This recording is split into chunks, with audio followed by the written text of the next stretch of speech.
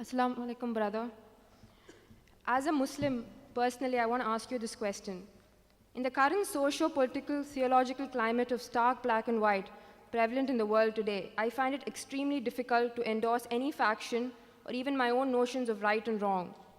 Ruling out the validity of the prejudice, it is an accepted norm today that it is the followers of the faith who reflect the faith itself. Assuming such an argument, how can I make a stand? How can I preserve the solidarity of my faith when there is a basic conflict of opinion between me and my Islamic peers?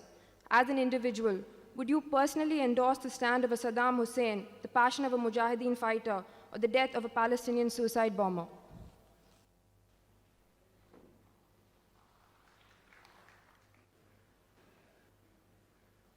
The sister asked the question that, seeing the conflicting views and ideas, she doesn't know where she fits in. Who should she agree with? Who should she not agree with? What should we say? She's asking the question that, do I agree with what's happening, the Palestinian Mujahideens, what's happening about Saddam Hussain, etc. Sister, as I told you, many a time these issues are political. What I say, that everything has a hidden agenda, and because I keep on traveling a lot, and again, right or wrong, Allahu Alam, I can't say this is the thing, but mainly the cause are a few selected people and the politicians. Again, the politicians. For political reasons, they make someone the scapegoat, and that's the reason they want to see to it that the ulterior motives have been solved. Me as a Muslim, if you ask me, that what should I say if someone asks me?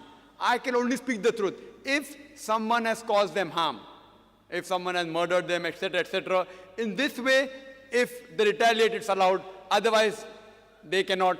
You ask me what's happening about a particular individual case, Osama bin Laden or Saddam Hussain, I say, I don't know the background. I cannot give a fatwa, I can't give a verdict on them because I haven't interviewed them. For me to give my opinion, I have to interview them. So what I say, Allahu Alam, Allah knows best.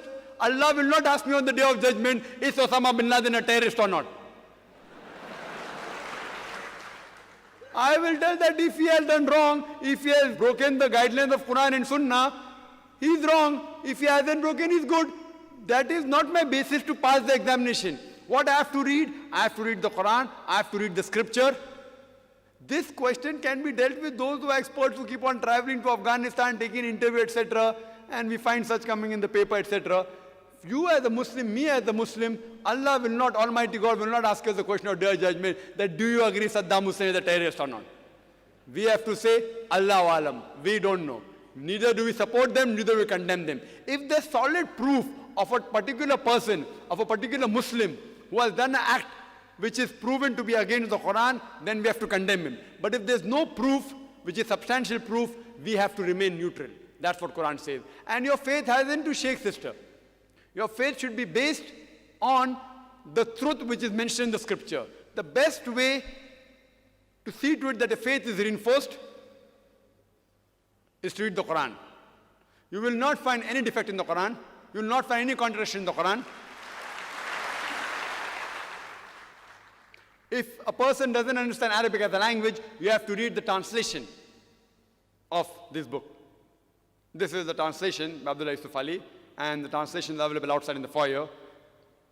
That sister, if you read how to lead a life based on the Quran, inshallah faith will become strong.